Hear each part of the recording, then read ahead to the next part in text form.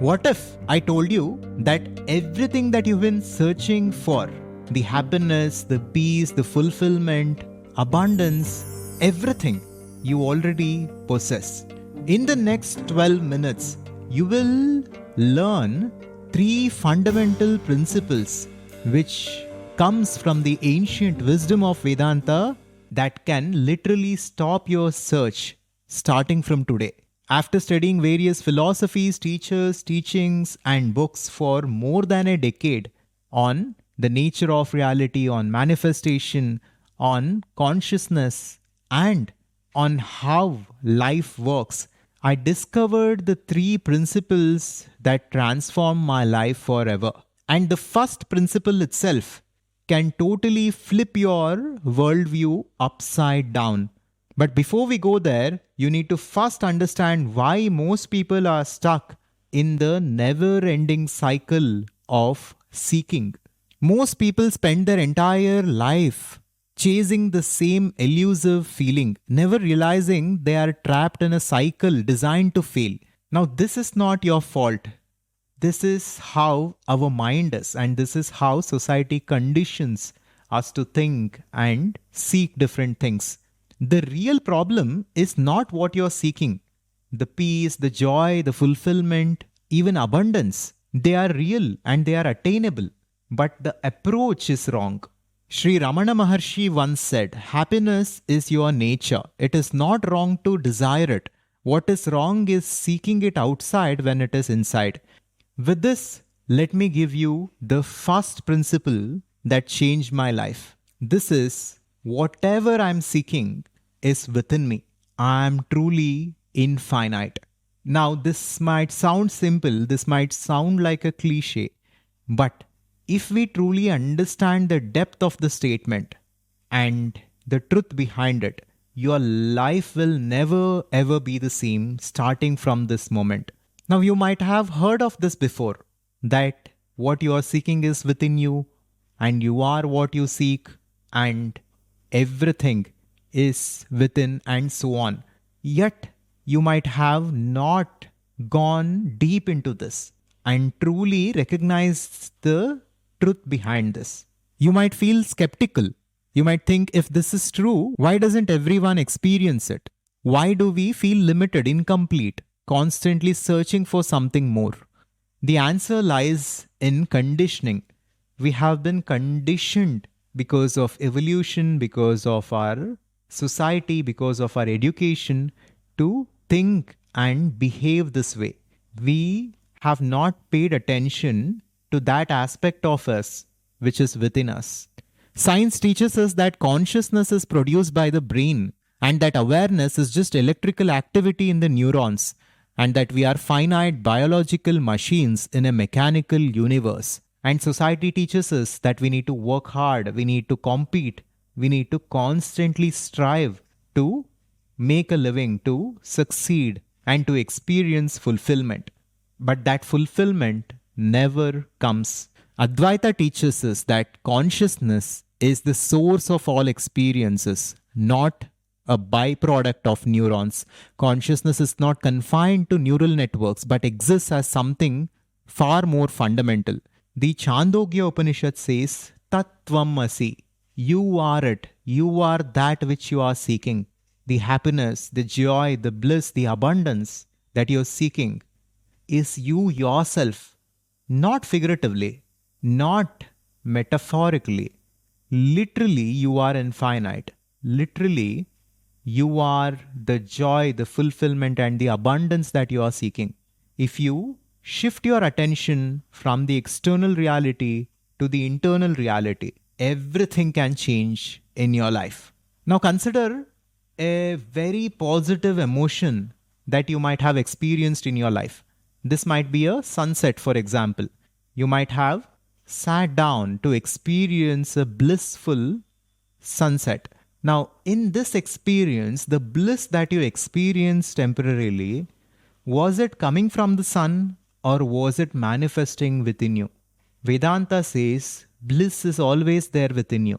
That infinite potential or possibility is you yourself, but your conditioned mind keeps it away from you. Even if you are seeking success in your finances or relationships or health for that matter, even then you must look inside.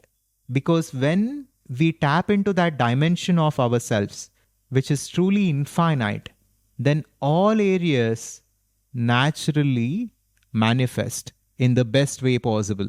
So, for decades and decades, you can chase external success, or you can listen to the ancient wisdom of Vedanta and shift your approach and change where you're paying attention to and go within. And within months or years, you can achieve what you are not able to achieve for decades and decades. This is the power of consciousness and conscious creation. Let us discover the two more principles that can change your life.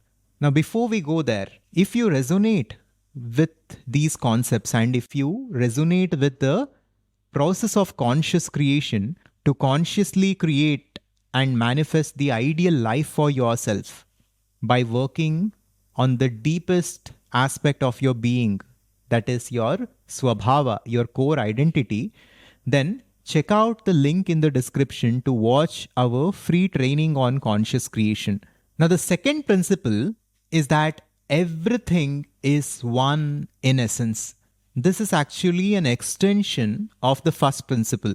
If we are that infinite consciousness, and if there is something which is truly infinite, then everything must be that. As per Shankaracharya's logical explanation of reality, he tells us that if something is truly infinite, then nothing can ultimately exist apart from it. Because if anything exists apart from a truly infinite being, then that infinite being is not technically infinite. There is a limitation to it, and we can recognize this within us through self-inquiry.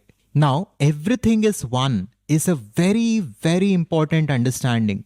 This doesn't just change how you see the world, it completely eliminates the source of human suffering by dissolving the illusion that creates isolation, competition, and fear. And our minds immediately fight this idea. Our mind and our ego wants to retain its individual identity. Immediately your mind might say, then why am I experiencing this duality? Why am I experiencing this separation?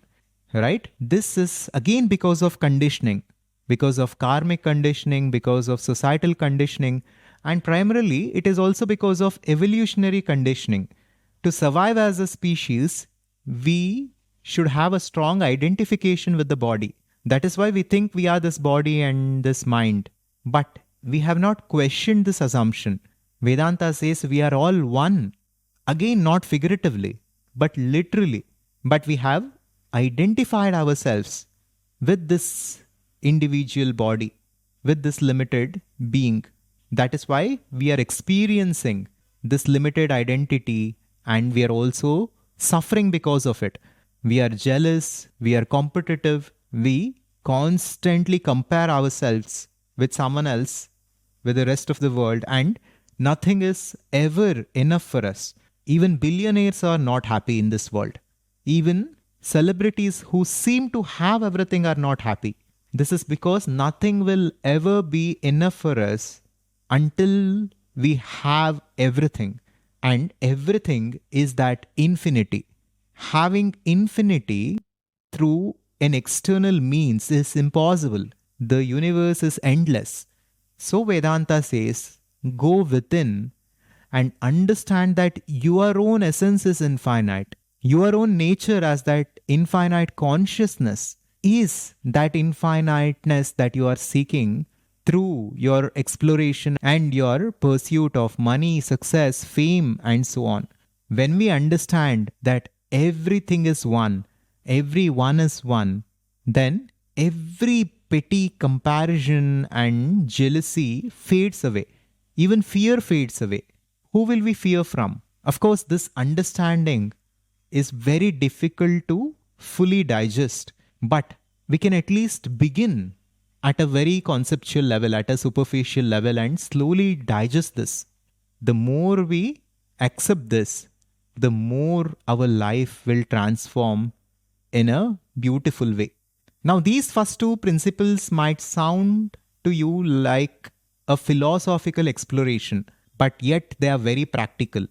And what is even more practical and very, very important is the third principle, which is this: you are your biggest ally and your worst enemy. This comes from the 6th chapter of Gita, and it is the 5th verse of the 6th chapter. This principle gives you the power to consciously create your life. Most people never use it and they live an unconscious, unfulfilled life. When I understood that the external world is simply a reflection of my core identity, of my swabhava, everything became very clear to me.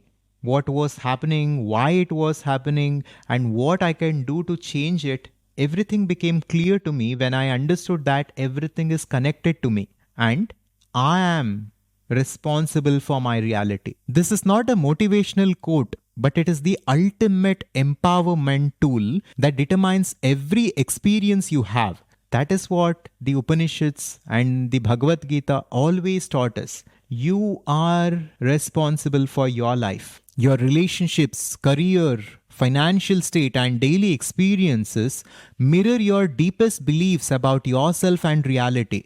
And it primarily mirrors you as a person, as a swabhava. For some of you, this might be uncomfortable to hear. You might feel overwhelmed with the amount of responsibility that you have. But yet, the deeper we go in this exploration of life, the more we realize that whatever has happened to us and whatever is happening to us, I am only responsible for it. My life is my responsibility. Now, working on your swabhava and shifting it and refining it transforms your external circumstances in measurable ways. It is the natural law. And this process is conscious creation. But this identity is an unconscious identity for most of us. We are not aware of it. We are not aware that we are consciousness and we are temporarily identified with a swabhava, with a nature, and our life is connected to our nature or swabhava. So understanding this and consciously working towards this should be our goal from here on. These three principles form a complete system for ending the search and beginning conscious creation. Your infinite nature, the oneness of everything, and your inner identity as creator of your external reality work together to reveal that you never needed to search at all. The answers that you are seeking is within you. The source of everything is within you. And everything is one, and that one is you yourself. Just staying with this truth and going deeper and deeper into this truth will get us everything that we are seeking and even more.